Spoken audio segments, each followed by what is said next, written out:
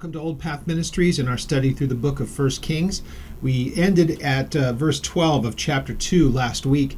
And in this week, I kind of wanted to make sure that what I had was the departure between the two narratives. The chapter 2 was really up to verse 12, dealing with the life of David and the bringing forward of Solomon as the king that would take David's place. We know that the problems that had taken place between he and his brother would become an issue, or had become an issue, and there was that rivaling of the kingdom.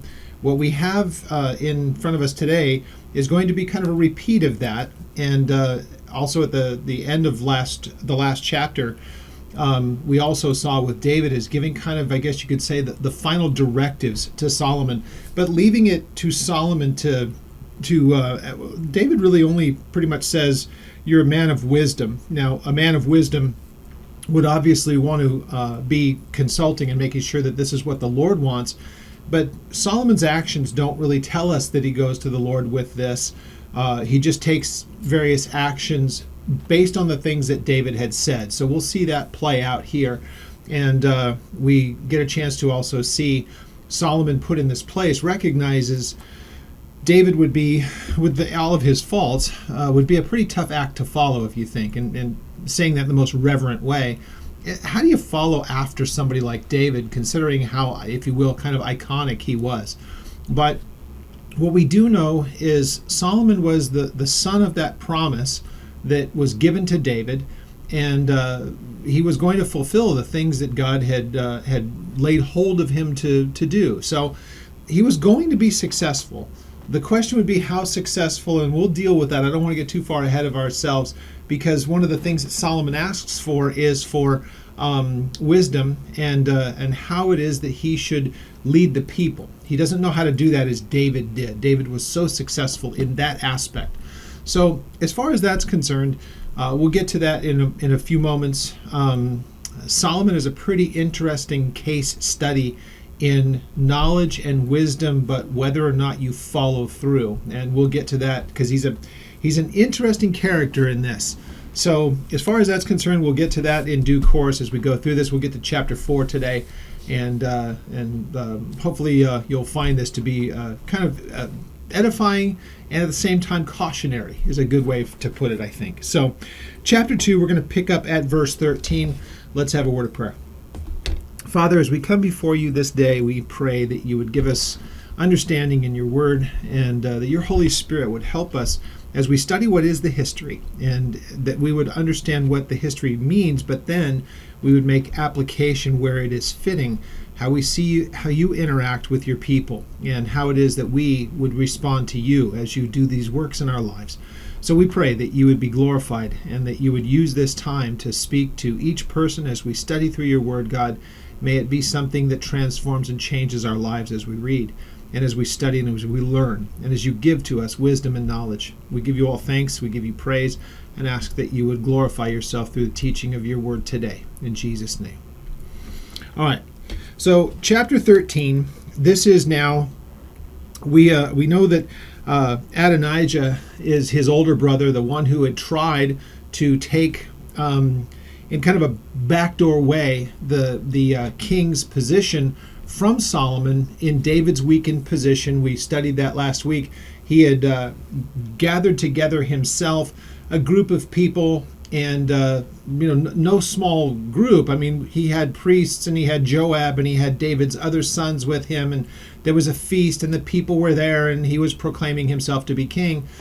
The intrigue of it was that Nathan the prophet came to Bathsheba last week. We studied through this. If you haven't had a chance to go listen to it, go back and listen to it, because it really helps your understanding of what we're going to read here today. But the way that the story goes and what happened, Nathan hears of it and says, this could be a real problem. So he goes to Bathsheba and says, you need to get to David, and you need to ask him, is this your doing? Wasn't Solomon supposed to be the son? Because if Adonijah takes the position, he's going to kill off all of you. And Nathan probably thought, probably me too, and maybe Zadok and Benaniah and the rest of the people that were with David. So Nathan says, when you go in, you'll say your things. I'm going to come in behind you and give a same report, and we'll leave it to David. They don't try to push him in a direction by saying you need to do something. Rather, they present it to him as the potential problem that is here, and it really forces David to a place of action. So David supports Solomon, gives him his mule, and has Nathan and Zadok and everyone go, and the people start to see that David supports Solomon and not Adonijah. So that was all of what happened last week. Adonijah, Solomon, he's thinking that Solomon's going to kill him. He goes and he grabs hold of the horns of the altar, and Solomon sends for him and says, look, if you, my paraphrase, if you keep it together, and if you're not a subversive, if you're just going to be okay with this, everything's going to be fine with us. But if you prove yourself to be evil, if you start to do wicked things, if you look to be subversive, then it's not going to end well for you. Doesn't take long that already starts to become an issue, and that's where we start at verse 13 today. So, Adonijah, the son of Haggith, came to Bathsheba, the mother of Solomon, and so she said, do you come peaceably? And he said, peaceably. I come in peace. All right, great. Well, he has ulterior motives, clearly, by what he asks. The fact that he goes to Bathsheba helps you to realize he's playing an angle here. Rather than going directly to his brother, he thinks Bathsheba will soften up Solomon. So, here we go. Moreover, he said, I have something to say to you. And so she said, say it. Say on. Speak. Tell me what it is. Then he said, you know that the kingdom was mine, and all Israel had set their expectations on me that I should reign. Stop for just a moment there. That's because he had taken matters into his own hands. He didn't care that David was not consulted in this. He didn't talk with him at all. I'm sure that word had to have gotten around that Solomon would be the person. Now, that didn't seem to be much in dispute. Solomon was going to be the king. So the fact that it was known throughout the household of David, in the king's, in the courts there, Adonijah was the older brother. So clearly he knew what this was. He knows what he has done. He realizes that the people came behind him because he is a son, and he made such a big deal of it. We don't get much in the way of detail. We don't know if he tried to say David was okay with it. However the case may be, he had enough prominent, important people, and he came from the line of David, that he made a play for the kingdom. So he says to Bathsheba, look, everyone was behind me. That part, I believe he's being absolutely genuine in that. I had made my play, and my play was working out. However, he says in the second part of verse 15, however, the kingdom has been turned over and has become my brother's, for it was from the Lord. Interesting question, or interesting statement. Obviously, he doesn't see it as though it was taken from him by the Lord, so he's not in a place of just submissive to his brother. Rather, he's already starting to make another play here. And so it's lip service to say, I had it, but the Lord had other plans. That sounds like humility, but he's nothing in the way of humble in this case. So, verse 16, so now I ask one petition of you, and do not deny me. And she said to him, say it. And when he had said, please speak to King Solomon, for he will not refuse you. But he may give to me Abishag the Shunammite as wife. The Shunammite as wife. So Bathsheba said, very well, I will speak for you to the king. So who is this Abishag? We remember her from the beginning part of chapter 1, and I know how awkward this is. I'm going to close a window or a curtain here. Sorry about that. So this is the person that was sought for David because he was cold and they couldn't get him warm, and we remember that whole story. She was beautiful, she was this, she was that. David had no relations with her whatsoever, but she would have been seen as kind of brought into him as wife. She attended to him, so it would be seen as though that's the case. Now, as far as Adonijah is concerned, what would this look like? What would the optics look like? Because here's what we know. The idea that he would have David, one of David's wives, what would be seen as one of David's wives, would be a real challenge, optics, to who Solomon is. Bathsheba doesn't get this. it would appear as though this is exactly the calculation of Adonijah, and it would look to undermine Solomon, because now here another son of David has one of David's wives. So you can see how this could very well be seen. Now, some people might think I'm reading a little bit too much into that. It's Solomon's reaction that helps us to realize something bigger than just, wow, she's really beautiful, I'd love to have her as a wife. That's not what seems to be going on here, because once again, we know that the other sons of David at this point were not an issue. We know that they had lined up behind Adonijah, but Solomon has nothing to say to them, doesn't bring them to him, doesn't challenge them, they don't challenge him, everything is just fine. As far as this is concerned, Adonijah seems to be not able to get over the fact that he wasn't able to get to that place of prominence, feels that it was taken away from him, although it was his calculation and going around David and what was already to be the plan. So this is what he asks. Now, it doesn't seem like a big deal, right? Wait till you see how Solomon handles this. So then he said, then she said, verse 19, Bathsheba therefore went to King Solomon to speak to him for Adonijah. And the king rose up to meet her, bowed down to her, recognizing mom, and sat down on his throne, and had a throne set for the king's mother. And so she sat at his right hand, and she said, I desire one small petition of you. Do not refuse me. And the king said to her, Ask it, my mother, for I will not refuse you. So she said, Let Abishag the Shunammite be given to Adonijah your brother as wife. King Solomon answered and said to his mother, Now why do you ask Abishag the Shunammite for Adonijah? Ask for him the kingdom also, for he is my older brother. For him, and for Abiathar the priest, and for Joab the son of Zeruiah. Then King Solomon swore by the Lord, saying, May God do so to me, and more also, if Adonijah has not spoken this word against his own life. Wow, seems like an overreaction. Well, Bathsheba doesn't really understand it. Solomon seems very much of the understanding that this is a direct challenge. That's why he reacts the way that he does.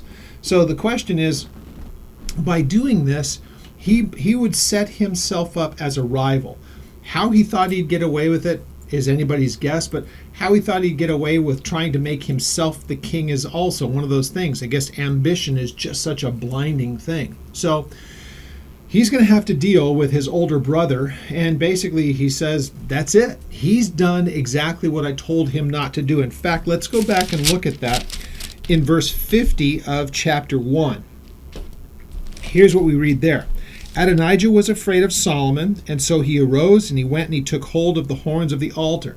This was after he had already had his coming out party, if you will, and they had sacrificed and they had eaten. They had a big shindig going on when the reports come to David. And David then, installs Solomon as a co-regent. David is not dead yet at this point. And then the notice comes back to Adonijah and all the people at the feast. And ultimately what was going on, Solomon is now set up. The people know that Solomon is the one that David has picked, and Adonijah sees this is a problem. His reaction is to go and he's trying to plead mercy. He's going into what is seen as the sanctuary where he's beyond reach. So, and it was told to Solomon, saying, Indeed, Adonijah is afraid of King Solomon, for look, he has taken hold of the horns of the altar, saying, Let King Solomon swear to me today that he will not put his servant to death with the sword. That was the assurance, that he promises me that he won't do it. Solomon said, If he proves himself to be a worthy man, not one hair of him shall fall to the earth, but if wickedness is found in him, he will surely die. And then Solomon sends him home.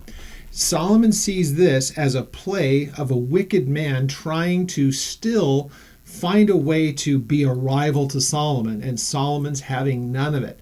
That's why his reaction would be what it is. Now, we may think it's harsh, whatever the case may be, but a challenger to the throne, we've already seen what happens, how Saul had reacted when he saw David as a rival, though David didn't want to be a rival.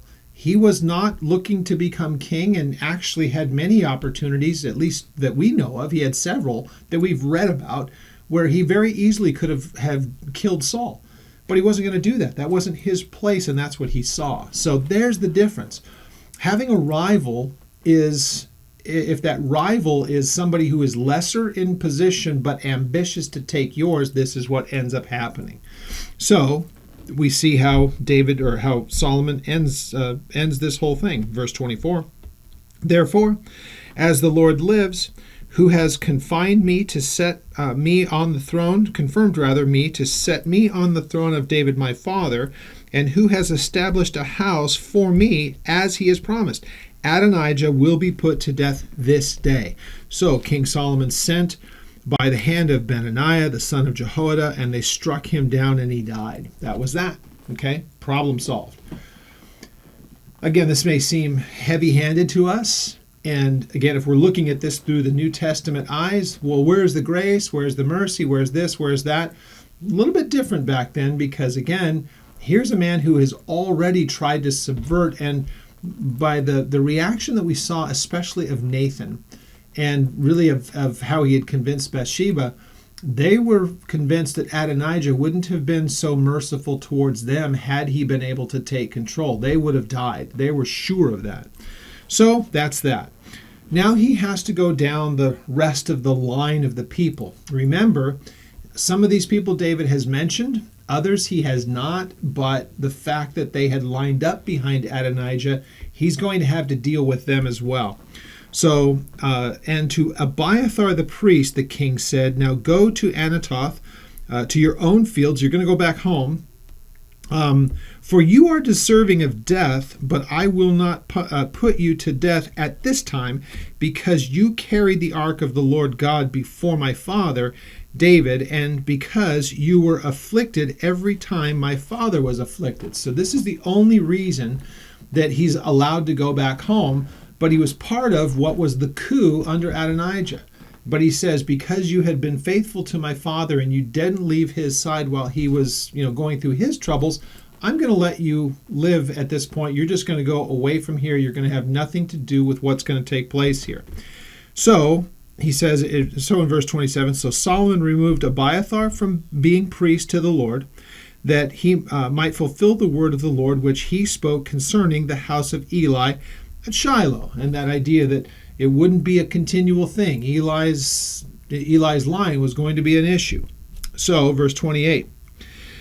Then news came to Joab, for Joab had defected to Adonijah. This is going to be a problem. Now remember, David had said not because of the defection, but Joab put two men to death that should never have been put to death because Joab was ambitious in one case when he killed Amasa, and the other when he killed Abner, who was the person who was fleeing, and it was Joab's brother who kept pursuing after him, and so he was then put to death. Well, then news came to Joab, for Joab had defected to Adonijah, though he had not defected to Absalom. So remember, when Absalom tried his coup against David, Joab was not part of that. So Joab fled to the tabernacle of the Lord, and he took hold of the horns of the altar, just like Adonijah had done. Exactly the same thing. This, let me just say, Abiathar, Adonijah, all these guys with their names beginning with A, sometimes you just got to double check yourself. You got to remember who's who in this. So be patient with me. So anyway, news came to Joab. He defected. And then King Solomon was told in verse 29 that Joab has fled to the tabernacle of the Lord, and there he is by the altar. So the question would be, is he just repeating what he saw with Abiathar, knowing how that, or Adonijah? See, I just did it there. Adonijah had done the exact same thing. Ran to the temple, ran to the tabernacle, the place of sacrifice, grabbed hold of the altar, and basically was looking for that to be a plea of sanctuary. So Solomon was told, Joab has fled to the tabernacle of the Lord, and there he is by the altar. And then Solomon sent Benaiah, the son of Jehoiada, saying, go and strike him down. Wow. So it's not even bring him out. It's just go strike him down. So Benaiah went to the tabernacle of the Lord and said to him, thus says the king, come out. And he said, no, but I will die here. Benaiah brought back word to the king, saying, thus said Joab, and thus he answered me. So then the king said to him, well, then do as he said, and strike him down and bury him, that you may take away from me this and from the house of my father the innocent blood which Joab had shed. Ooh, that's a pretty heavy statement. He says, no, you're going to have to kill me right here. Solomon says, okay, fine, go do it. And that's what happened. He dies right there on the spot. So the Lord will return his blood on his head, because he struck down 2 men more righteous and better than he, and he had killed them with the sword, Abner the son of Ner, the commander of the army of Israel, and Amasa the son of Jether, the commander of the army of Judah, though my father David did not know it. So these are the people that were put to death. And I think I had mentioned Abner as being the brother of Joab earlier. I think I misspoke. Let's go back and we'll take a look at where these 2 things happened. I think I wrote down the references here. Yeah, I did. All right. So let's take a look first of all at what happened with Abner. That would be in 2 Samuel 3, in case you're interested in this. These are the things that were done by Joab that were seen as just offenses that could not be forgotten. Chapter 3, let's get at verse 27.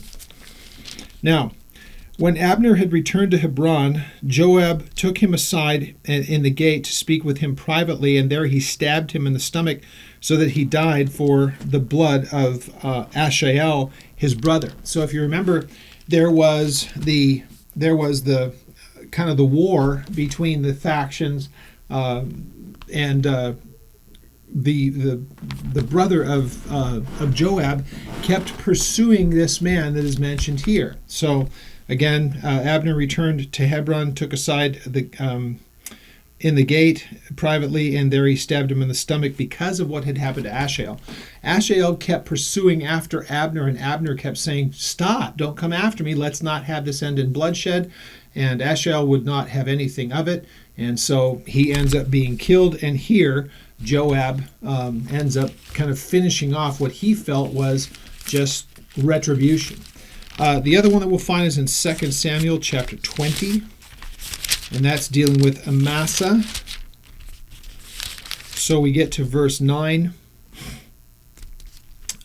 Remember, Amasa was the person who was put in Joab's place. David had just seen Joab as being way too violent, way too ambitious, doing things David never asked him to do, and it was just too much. Well, Amasa, Joab said to Amasa, are you in health, my brother? And Joab took Amasa by the beard with his right hand to kiss him, but Amasa did not notice there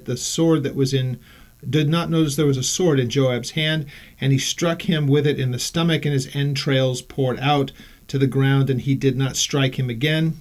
Didn't need to. He was going to die from the wound, and thus he died. And Joab and Abishai, his brother, pursued Shebna, the son of Bichri.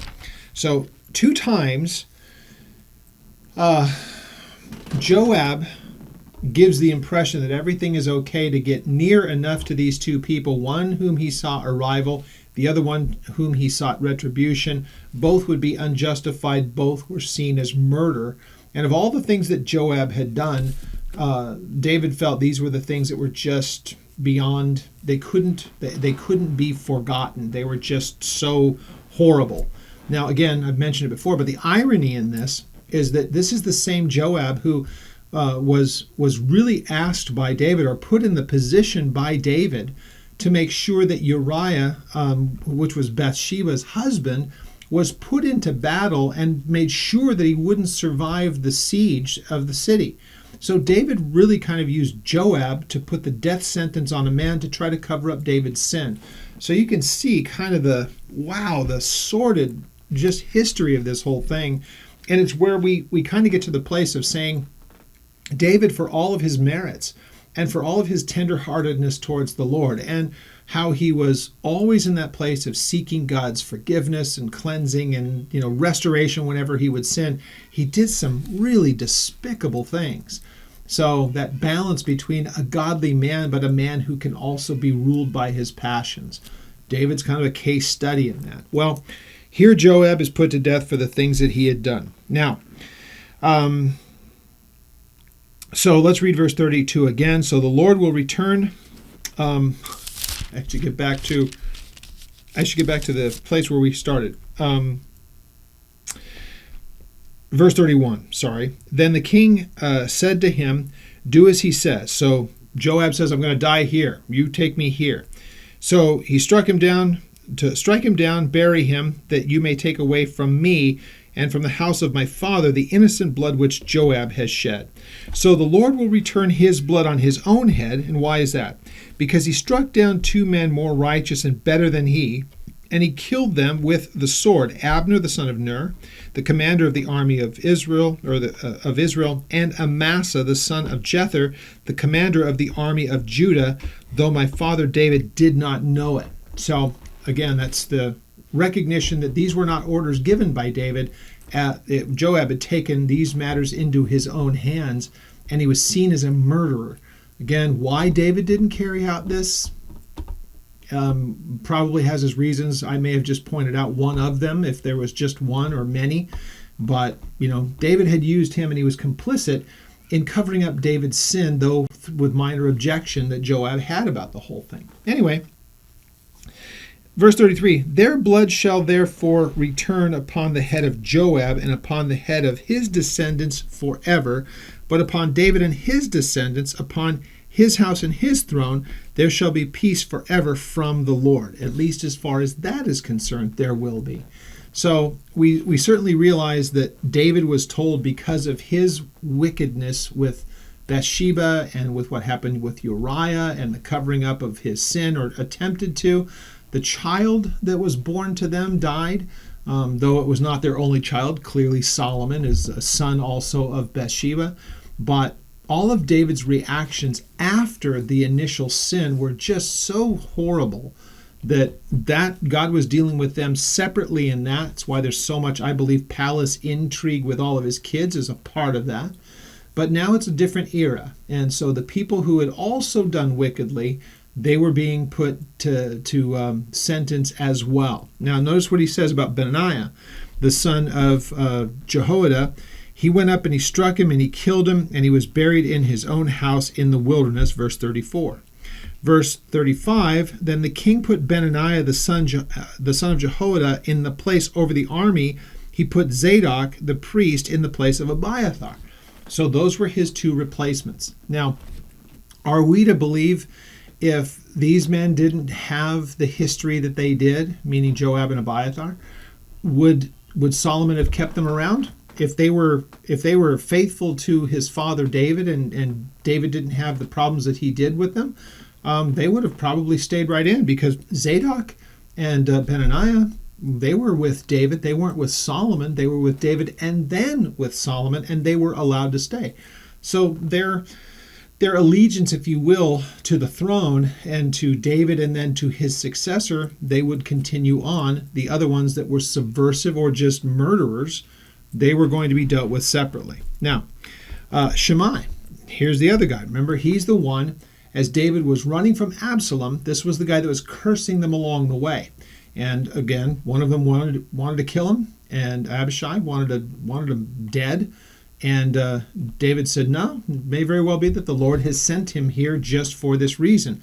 So the idea that David let him off the hook that moment, also when he came to meet David after Absalom's rebellion, when he's coming back to Jerusalem, he was the first one to meet them there. And David had said, I won't put you to death, and it'll be okay. But David still sees his offense as grave. So here we see, he's already said this to Solomon in the last chapter.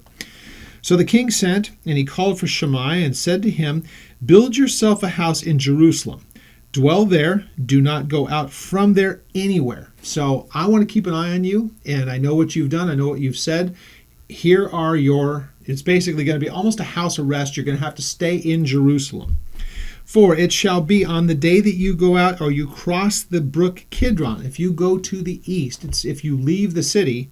If you leave, then know for sure that you will die. Your blood will be on your head. I'm not putting you to death now, but I'm telling you, you have to do this Be obedient to this and you'll live. And if you try to find a way around it, you're going to be put to death. And it'll be your fault because you know. Shimei said to the king, the saying is good. As my lord the king has said, so your servant will do. So Shimei dwelt in Jerusalem many days. Now, it happened at the end of 3 years. So 3 years later, you might think that Solomon had forgotten. This guy had to know what he was doing could very well cost him his life. Verse 39, it happened at the end of 3 years that 2 slaves of Shimei ran away to Achish, the son of Maacah, the king of Gath. And so we know that's towards where the land of the Philistines was. That's more towards the Mediterranean. So heads off towards the west, and they told Shimei, saying, look, your slaves are in Gath. And so he rose, saddled his donkey, went to Achish at Gath, and sought to seek his slaves. Shimei went out, brought his slaves from Gath. So he recovered them, brought them back. No big deal, right? Solomon was then told that Shimei had gone from Jerusalem to Gath and that he had come back. And then the king sent and he called for Shimei and said to him, Did I not make you swear by the Lord and warn you, saying, know for certain on the day that you go out and you travel anywhere, you shall surely die? And you said to me, the word that has spoken is good. Why then have you not kept the oath of the Lord and the commandment that I had given to you? Notice, more than likely, if I'm just trying to guess at this, though we're not told, Shimei's probably thinking it's been 3 years. He's not paying attention anymore. Well, Solomon meant it as seriously as the day that he had said it. Clearly, report comes back to him. He's thinking, okay, I'm there and back. Nobody knows any better. Everything's cool. Well, we see that that's clearly not the case. So, verse 44, the king said, moreover to Shimei, you know, as your heart acknowledges all the wickedness that you did to my father, therefore the Lord will return your wickedness on your head. But King Solomon shall be blessed, and the throne of David shall be established before the Lord forever. Basically the same thing that he had said to Joab. Same thing that he had said to all of them. This is something that you've done, but we will be guiltless in this. You're the one who has brought this upon yourself. So, King Solomon shall be blessed, the throne of David shall be established forever before the Lord. So, verse 46, the king commanded Benaiah the son of Jehoiada, and he went out and he struck him down, and he died. Thus the kingdom was established in the hand of Solomon. So that's kind of the way of saying, okay, all the little stipulated things that David had said, all of the housekeeping matters have been taken care of. After 3 years, they finally come to fullness of all the things that David had to say in chapter 2 before he had passed. These were the things that David said, you're going to have to deal with these things eventually, and he named them by name. So, with that said, chapter 3. So, Solomon made a treaty with Pharaoh, the king of Egypt, and he married Pharaoh's daughter. And then he brought her to the city of David until he had finished building his own house and the house of the Lord and the wall around Jerusalem. Meanwhile, the people sacrificed at the high places because there was no house built for the name of the Lord until those days. So here's the first thing. First of all, this is something that he should not have done. It was never something that God would have had wanted him to do, because it was going to be the first in the line of compromises that Solomon would make of gathering to himself wives of foreign nations, and with them there are some other problems that will come down the road. But the idea that he would have someone from outside of the nation, outside of the children of Israel, is not something that God wanted done. That is, even if she was to have kind of become part of buying into, if you will, to Judaism and being a proselyte, still there's nothing that would tell you in Scripture that God would have been okay with him marrying someone from that nation. Nonetheless, this is what takes place. But you get the beginnings of this, that Solomon sees there's no place for the house of God, and he is still establishing where he's going to be and where his place of dwelling would be. So you can see the beginnings of Solomon thinking there needs to be a house for the Lord as well. That's going to come up soon enough. Solomon loved the Lord, it says, verse 3, walking in the statutes of his father David, except that he sacrificed and burned incense at the high places. Again, one of the first places of the compromise. There were a couple of places established where offerings had been made and the Lord was in it. But what we see here in the implication is that there were a number of places that they had set up that God may not very well have said do this, and he was doing all of that. He was starting to go outside of what God had approved. So, of course, he was going to make a formal place for their worship. He was going to build the temple, but you could see the beginnings of compromise in his life already.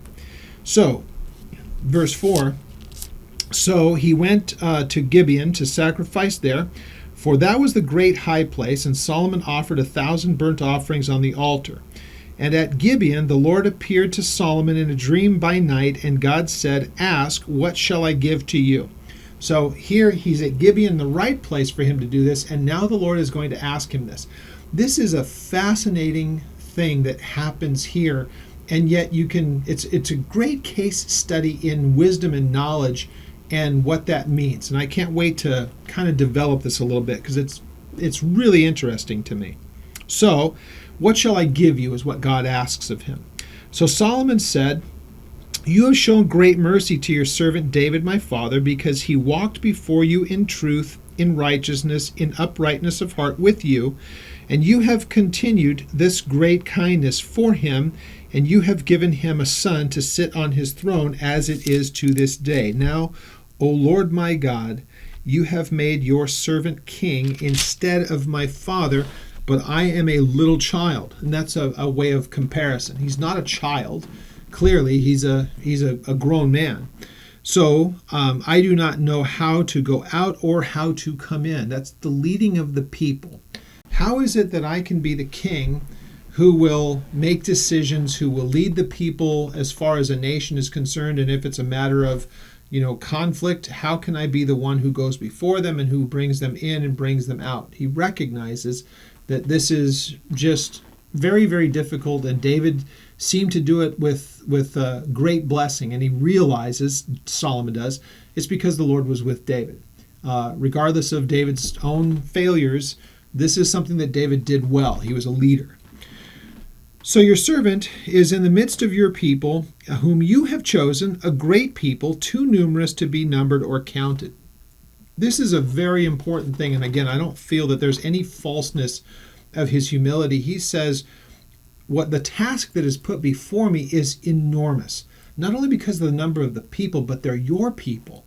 So there is the twofold part of this. How do you manage such a great multitude of people, let alone how do you do so in a way that's pleasing to you, God, because they're your children? Now, this should help if we're going to do the application part of this, any pastor, any leader, any teacher who looks at this passage should make application to themselves and say, whoever you have put in front of me, it should be a terrifying thing to realize that God has entrusted to you those whom he loves more than you'll ever understand or ever possibly grasp.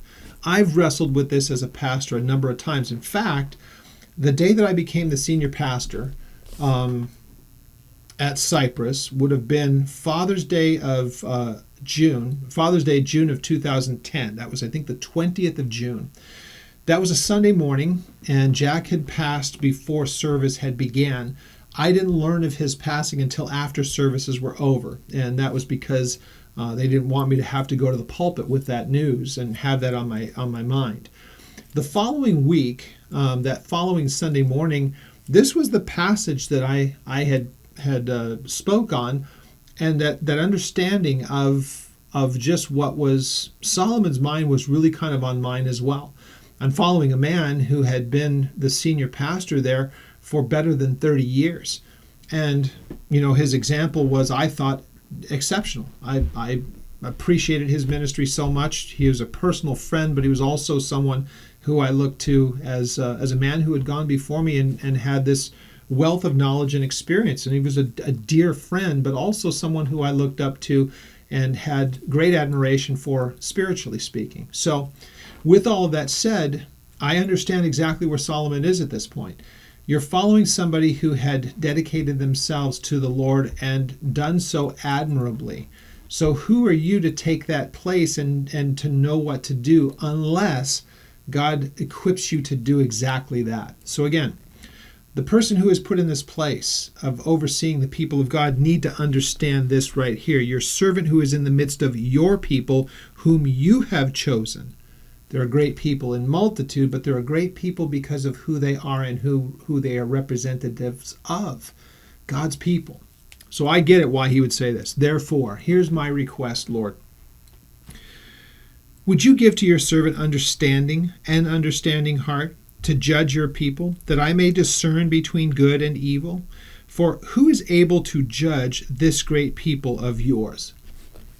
Of all the things that he could ask for, there could be no greater thing that he could have possibly wanted as king. Let's read it one more time because it's wonderful. Would you give to your servant understanding, an understanding heart, so that what? So that he may judge your people, that idea of ruling, that he may discern between good and evil, for who is able to judge this great people of yours, to sit as ruler over them. But notice what he says, I want to know the difference between good and evil. I don't want to just know how to dominate people. That's not his point. I need to know how to lead them because they're your people. I need to know how to discern the difference between what is good and what is evil so that I could lead your people in a way pleasing to you because they're your kids. Phenomenal.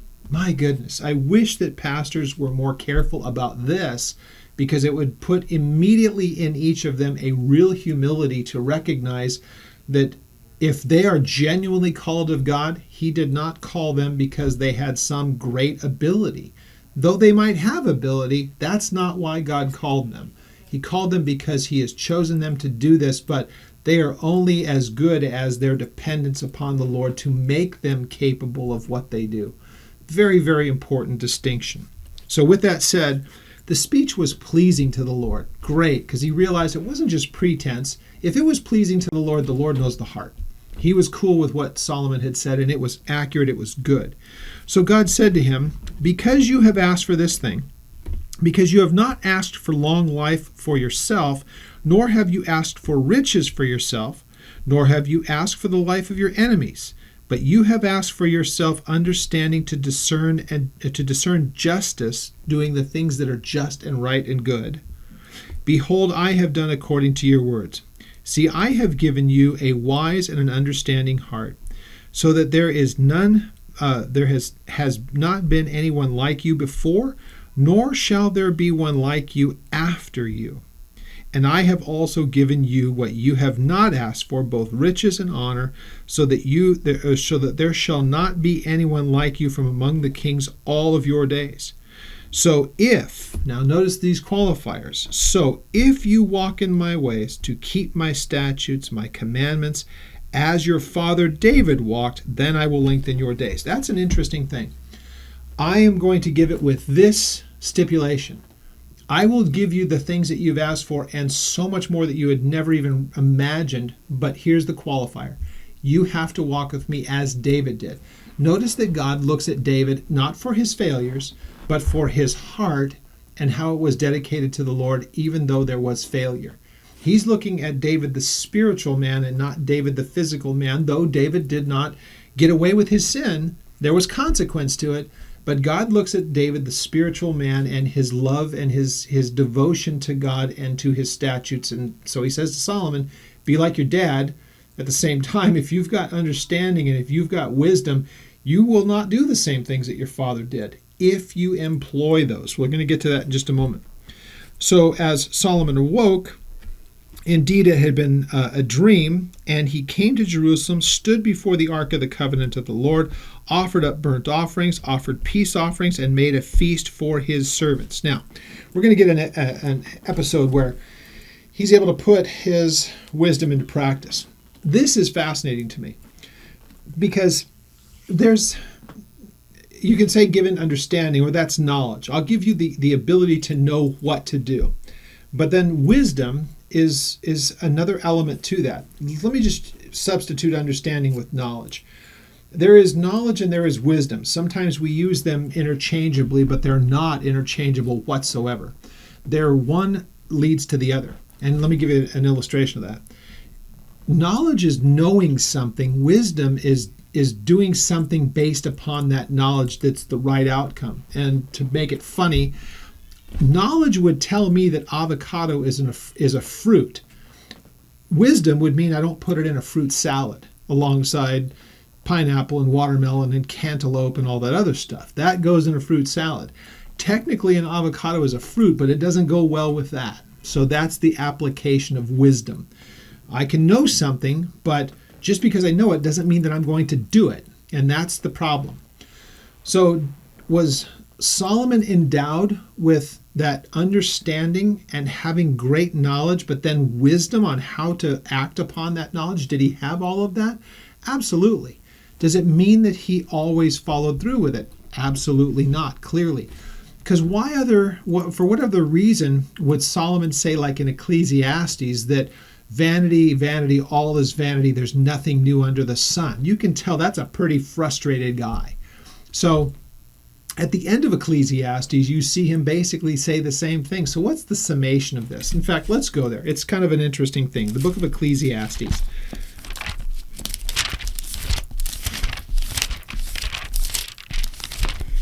It's just past Proverbs. Now, notice it's only in chapter 1. It only takes this. Verse 1 says this: the words of the preacher, the son of David, the king of Jerusalem. This is Solomon speaking. What's verse 2? Vanity of vanities, says the preacher. Vanity of vanities, all is vanity. What profit is it? What profit has a man from all of his labor in which he toils under the sun?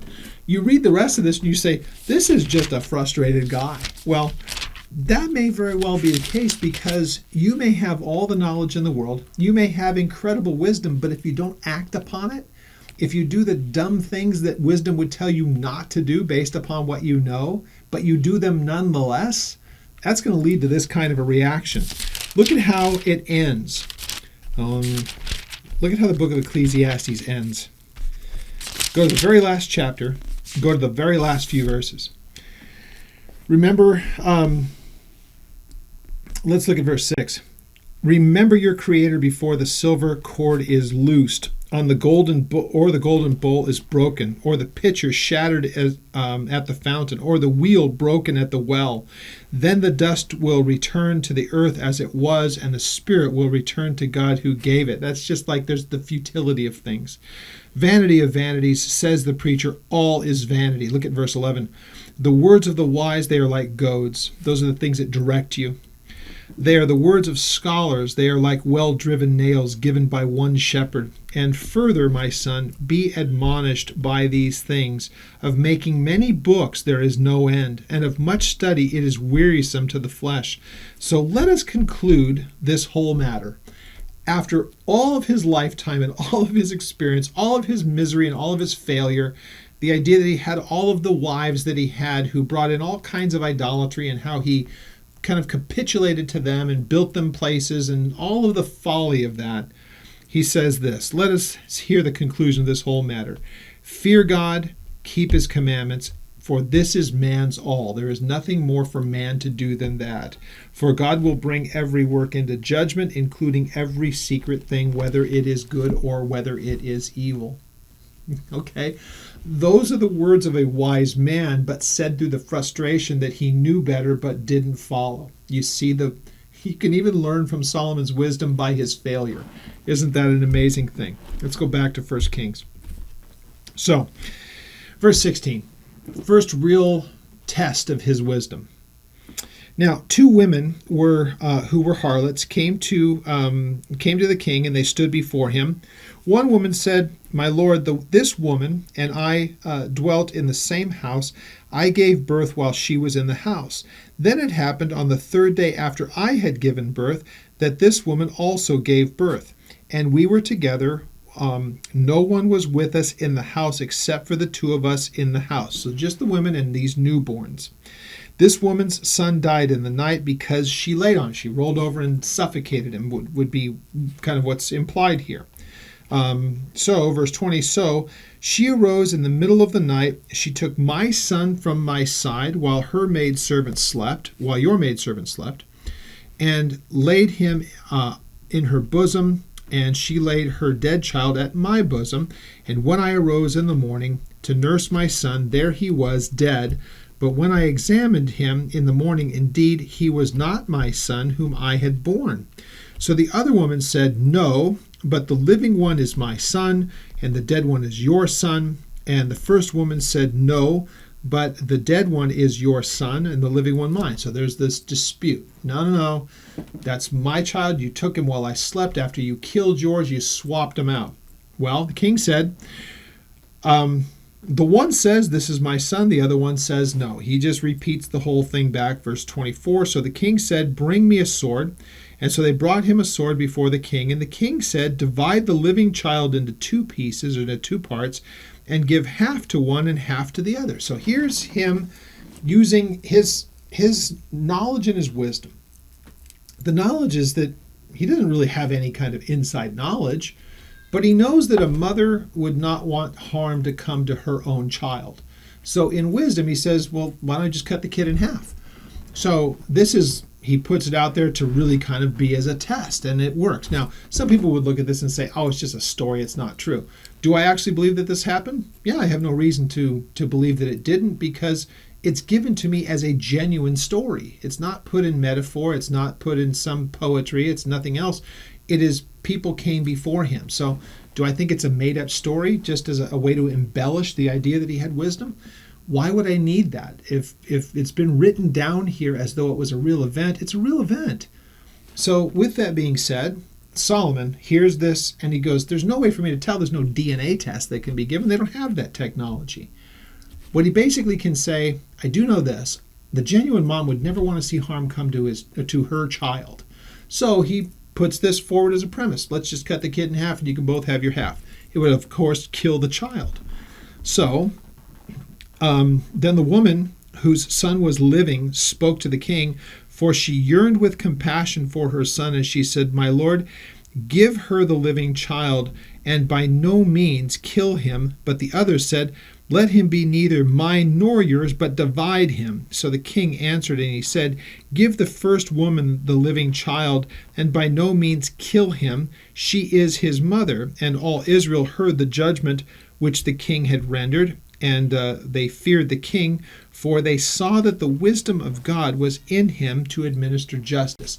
That is probably the more important reason why we have this story here, because the people could see that God had given him a supernatural ability to reason through such things. So with that being said, we're going to stipulate to a lot of these names that are here in this first portion of chapter 4. So it says, then King Solomon was king over all of Israel. That would be the last time that they would have a king that would be part of a united kingdom. No sooner will Solomon die than the kingdom is going to split between Rehoboam and Jeroboam. We'll get to that towards the latter part of the book. So these were the officials. Azariah, the son of Zadok, the priest. And then it goes through a number of these people, tells us who they are and what their positions were. Tells us that in verse 7 that Solomon had 12 governors over all of Israel who provided food for the king and for his household. Each one made provision for 1 month of the year. So it tells us of the tribal allotments, the person that would head up and make sure for that month's time that they brought provisions to the king. Now, what was happening, obviously it wasn't that Solomon used all of this, because the numbers are insanely large. And it's the speculation that the people in his court and that were dependent upon him because they served in his house and in the official, what you would call the government, that they were then, that was a full-time position, so they had to be taken care of, they and their families. So the amount of animals and the amount of flour, the amount of everything needed for cakes or not cakes, but for bread and things like that was astronomical. And it didn't fall in any one particular group or any one particular part of the country. They took 1 month at a time throughout all the 12 tribes. Some would speculate that he had well over 10,000 people that were dependent upon him for their livelihood and for being taken care of. That was their wage, if you will. So how did they earn a living? All of their needs were met And so they lived at the pleasure of Solomon, and they served him there. So you can get that from verse 20. Judah and Israel were as numerous as the sand of the sea in multitude, eating and drinking and rejoicing. That means that they're at peace. So Solomon reigned over the kingdoms from the river to the land of the Philistines, and that's from Jordan. And as far as the border of Egypt, all the way down to the south, they brought tribute, and they served Solomon all the days of his life. His provisions for one day were 30 cores of fine flour and 60 cores of meal. That is in the hundreds and hundreds of pounds. The actual measure of this is really in dispute, but it was just massive amounts, of course, because you see this. There were 10 fatted oxen. This is per day. A fatted oxen would be the one that's kept in stalls and fed simply for the purpose of being used for food. So they were raised in pens, kind of a thing. In addition to that, you'll notice that there were 20 oxen from the pastures. So that's 30 oxen per day. That's the meat just from them. Of course, there were 100 sheep. Besides that, deer, gazelles, roebucks, and fatted fowl. Not sure what those are. There doesn't tell us what those are. What kind were they? Geese? Were they? Who knows? Doesn't matter. Doesn't tell us. It's not important. So, with that being said, verse 24, for Solomon had dominion over all the region on this side of the river, from Tipsah even to Gaza, namely over the kings on this side of the river, that's the Jordan.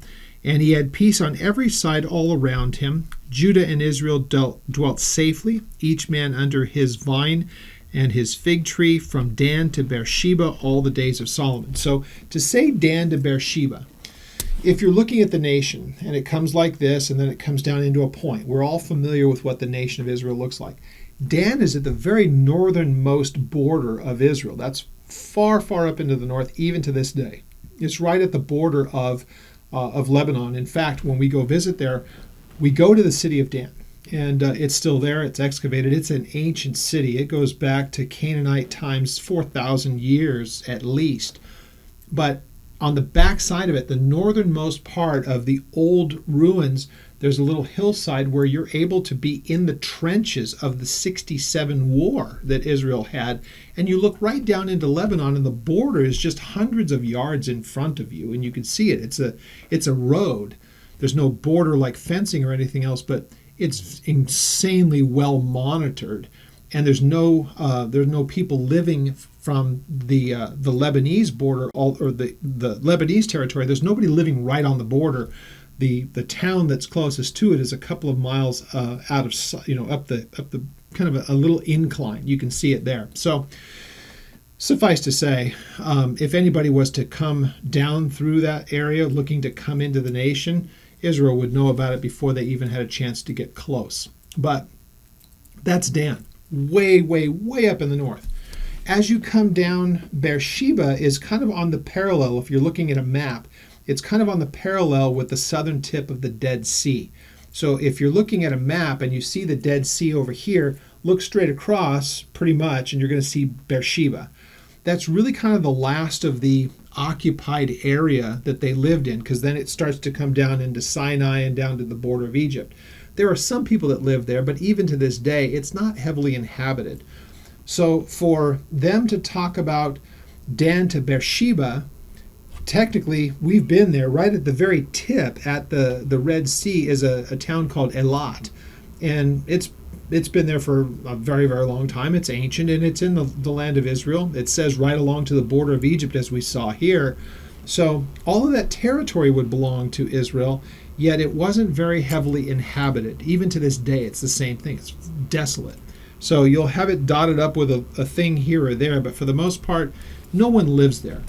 So for whenever you see in the Bible it says from Dan to Beersheba, that means basically from the north to the south of all the inhabitable area, Dan to Beersheba. So when you see that, it's just an acknowledgement of the inhabited area of Israel, Dan to Beersheba.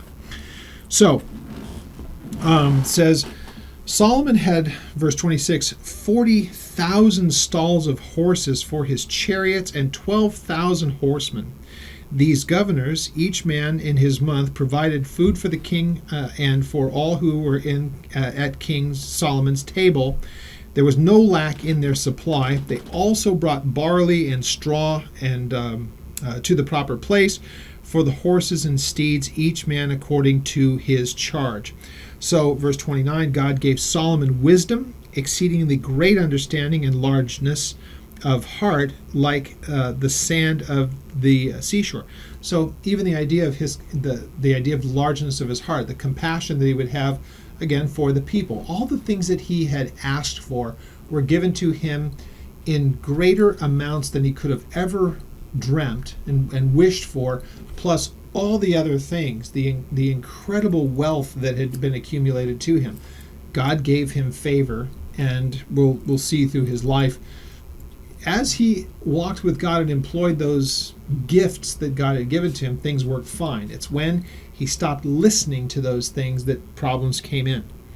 So, verse 30, thus Solomon's wisdom excelled the wisdom of all of those from the east, and all the wisdom of Egypt, for he was wiser than all these men. And then we get the names of these people in verse 31. Of course, people that we don't know much of, if anything. But it just says of all these guys who were supposed to be seen as these sages, these wise people, he excelled them all. So it says he spoke 3,000 proverbs, and his songs were 1,005. He spoke of trees, from the cedar tree of Lebanon to the hyssop and the springs of the wall. He spoke also of animals and of birds and of creeping things and of fish. He just was poetic.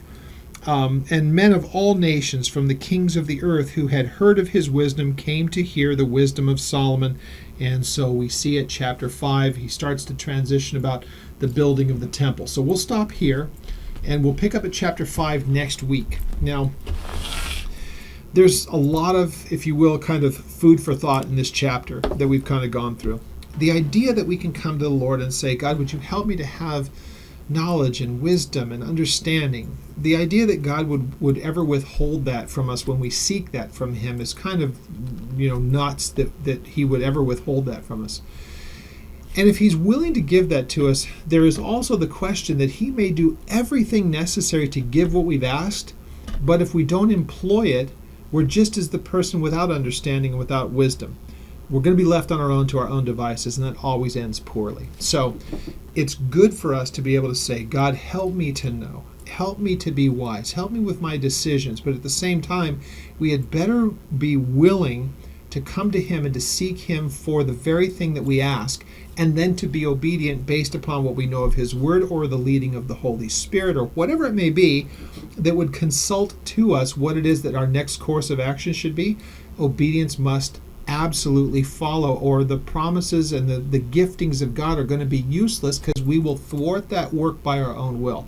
Let's not be putting ourselves in that place. So, great instruction in the Word as we make application to what we see here. There is the history, but there are times when that history is incredibly instructive to us. We ought to be paying attention to it and then act accordingly. So, with that, we'll pick it up next week at chapter 5. Hope this has been a blessing to you. If you have any questions about what we have covered, then please contact me through the email. The email is at oldpaththeology.net. That's our website. And you can go there and you can click the email, and it'll give you a format, and you can just type in what you want to ask, and I'll be sure to get back to you on that. So you can also make comments. We have the comment section open in the YouTube channel. You can subscribe to that if you have any need of making sure that you're aware when we have content that comes up, and pass it along. Let your friends know about it. If you think that studying through the scripture is helpful to them, let them in on it, and we'll continue to teach through the word. So with that, we pray that it blesses you, and I pray that God will continue to bless you in your pursuit of him through his word.